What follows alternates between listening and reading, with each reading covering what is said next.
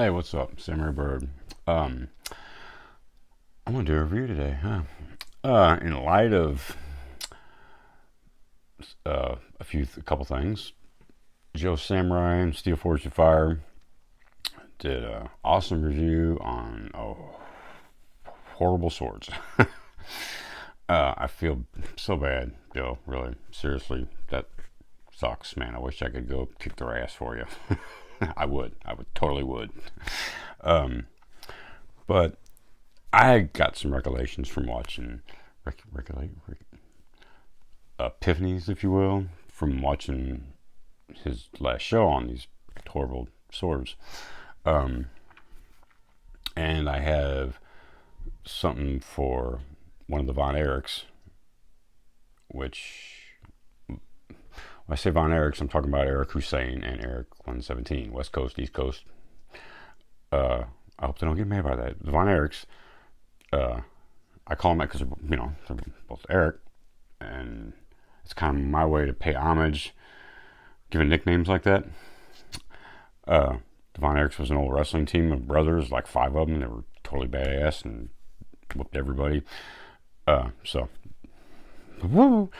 Eric 117 mentioned something. He was looking at Ryan Swords, and I got like three of them. So pretty valued opinion, I would think. And there was some things I wanted to tell him and you and the rest of you people, if you were looking into Ryan Swords, because there's a little odd thing going on there. But in Joe's video made me, that and a few other things, made me look at the bow Hayu that I had that I didn't necessarily like, because I was hoping I hope it would be a heavy cutter, and it's really not. It's more of a light cutter. So I'll be talking about these two bottom swords here. One, two. Sword one, sword two. There you go. All right. So, but I wanted to show a few things. So Wakizashi from Murasame off of Amazon. I think it was like $140, $150. I do believe those are the same fittings that that Joe had on one of those katanas from True Sword, or True Katana. See, now I thought I'd heard of the company. I thought it was True Sword. Those are two different companies, True Sword and True Katana. So don't get confused like I did. Mm-hmm. Anyway, yeah, I don't know if that's the same.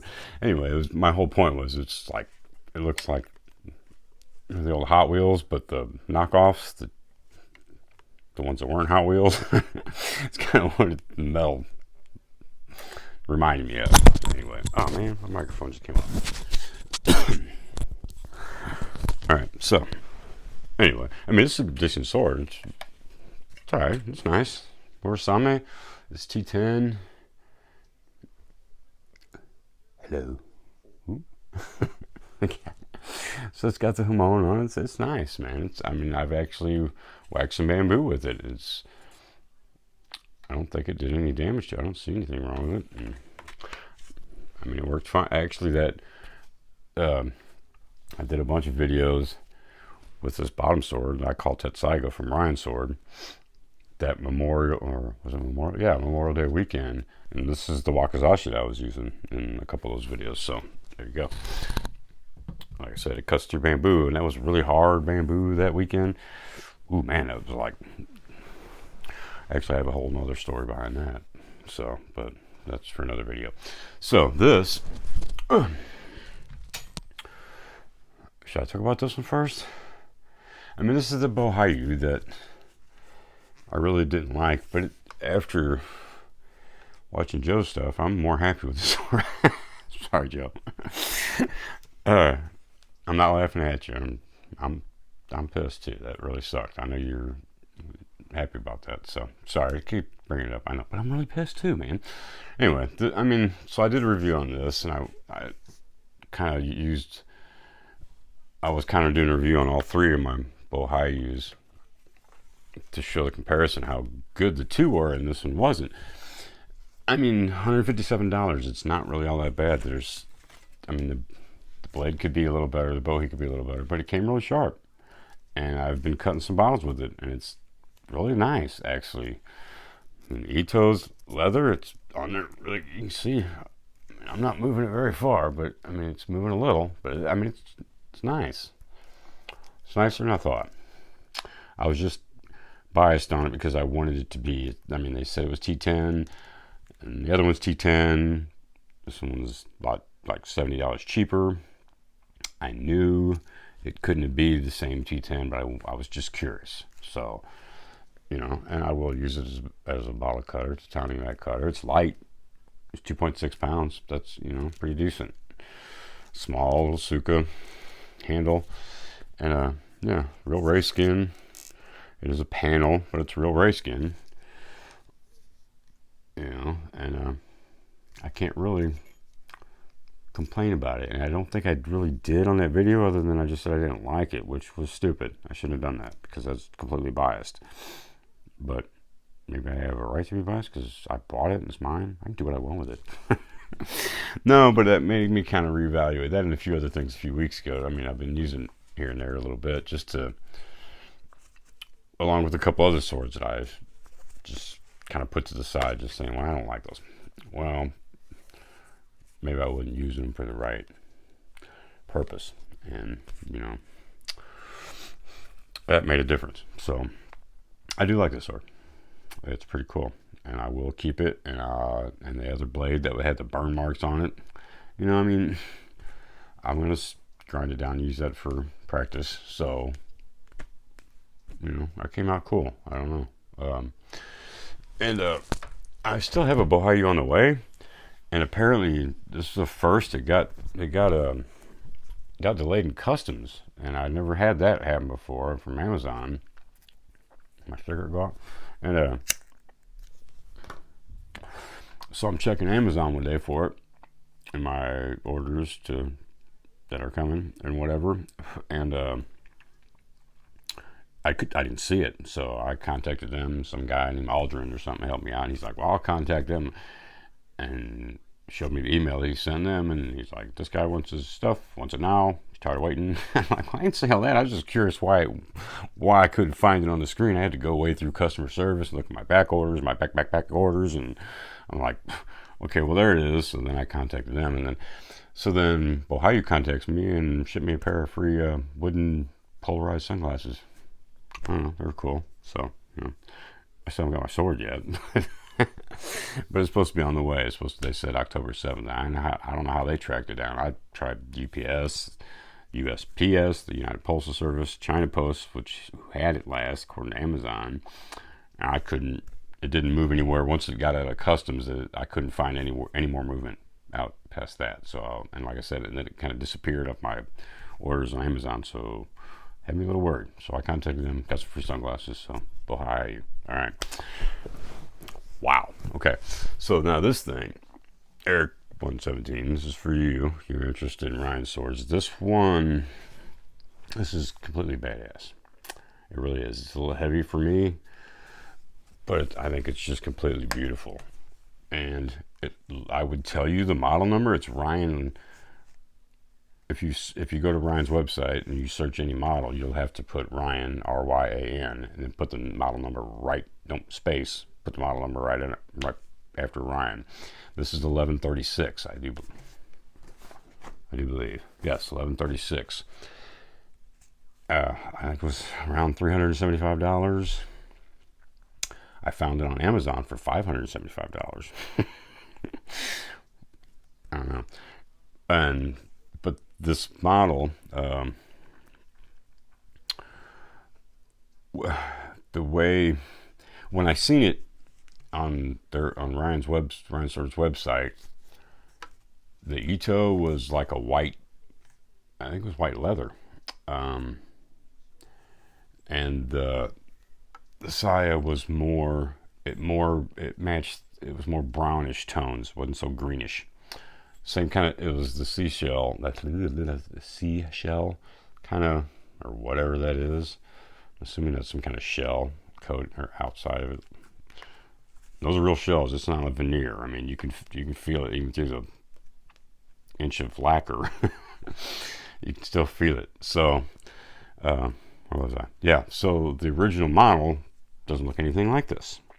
Because when I ordered it, they immediately said, well, we got away with that Ito wrap because it was malfunctioning. It was falling apart, is the word they used. Or just kind of crumbling away. I don't know what they said, but they discontinued it. They said it wasn't any good. I can appreciate that, sure. Yeah, I mean, don't purposely wrap it with something you know is not going to work, so that's cool. This is dirty, but it was nice when I got it. I've used it some, so it's got a little. It's a little darker than it came originally. So they put this. It's kind of a silkish, really thick Ito, and it's not like cotton. It's more silk. Like I said, the saya was different. It was more brownish and white, had more earthy tones rather than greenish. Now, the sword, I don't know if I'm going to pronounce this right. Hold up, so you can look at it here. While I'm checking my notes, the Shihozume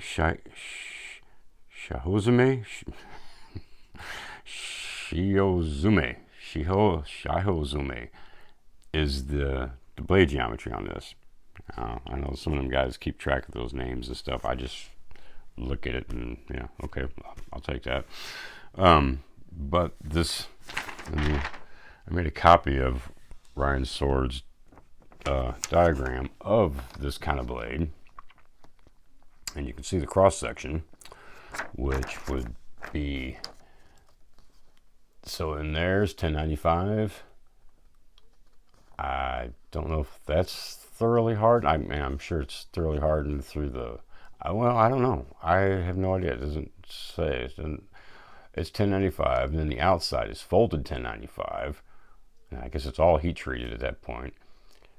This would be really soft iron, and I think this on the top, the spine is more like a 1060. So yeah, that's crazy. I know. There's that's. I had to try laminated blades. I don't know. They just sounded interesting to me. I just wanted a couple. They were a little pricey, so I figured they were. If you found a good deal, they were worth that. Was my thinking. But the sword. Well, let me finish. I guess put it while it's in the side. I want to show these. Get a close up of these fittings. They're really kind of antiquish looking. I mean, they're really badass. I think. Really detailed, really nice. I mean, they got. Whoops. Look out! The world just fell. Check the little sky's falling. All right, let's try this again. Where was I? What was I talking about? Fittings. Yeah. See. Well, I can get it in focus. But it's almost kind of, I mean, it looks like an antique almost, the way they look. So the saya, this I think is the only saya. My other Rhine swords like this too, but not as flashy. The Koraguchi, nice bone. But the thing is, with the saya, the other saya, that's what I forgot to tell you. The other saya that was supposed to come with this model originally, it was more earth tony, brownish, tannish, camel color, and a little bit of white thrown in there. They didn't have one. So they sent me a picture of this green one, and they're like, would you take this? All right, sure. Yeah, I mean, at that point, it makes it a completely different sword pretty much at that point. So I was like, all right, yeah, I mean, I thought it might look a little gaudy, but I was like, man, that does look, all the seashells on her saya. But I mean, it's just pretty cool looking. So, overall, I didn't think it was too gaudy.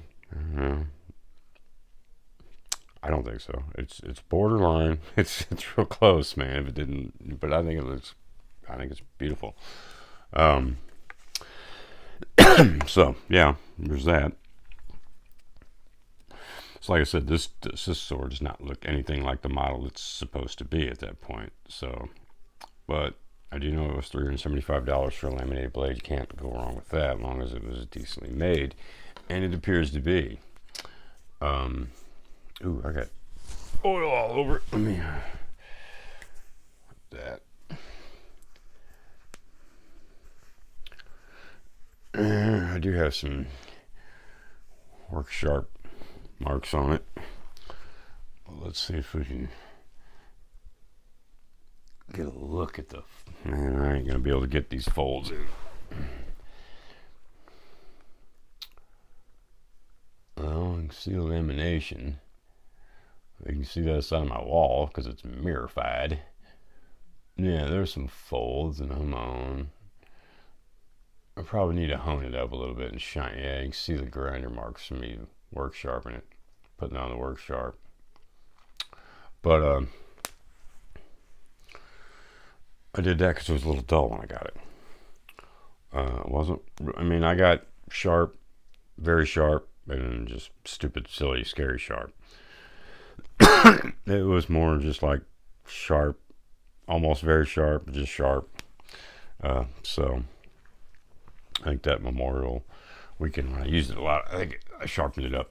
But that Memorial Day weekend, a couple days after that, I think I grabbed some more bamboo and my sword started chipping. I mean, all of my good ones, all my heavy cutters started chipping. I do believe the bamboo's getting a little bit rough. So even my Green Dragon, my Bohaiu that I cut PVC pipe accidentally with and just have totally cut through all kinds of crap, and it took a little tiny chip. So yeah, I think my bamboo's getting a little hard during the fall season, so that sucks. I have to wait till spring. It's real soft, but I mean, I gotta really be choosing to get the really small ones right now. I mean, I can still grab all the bamboo I want. It's just not the big old honkers like. I can't get those no more. Though, yeah. But this sword was the only one that did not chip. But, and you can watch this in that, well, one of those reloaded videos.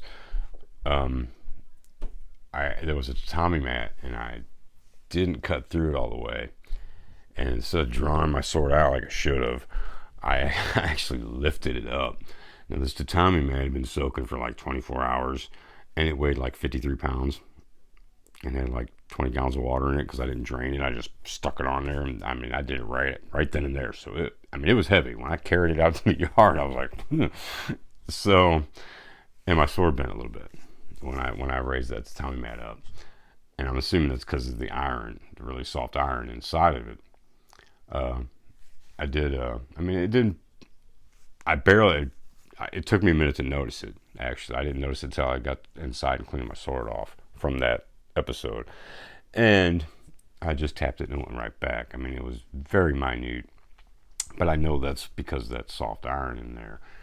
But like I said, I will take that, because at the same time, this is the only sword that didn't chip through all that bamboo, and every single one of my swords was chipping that weekend. I'm like, what is going on, man?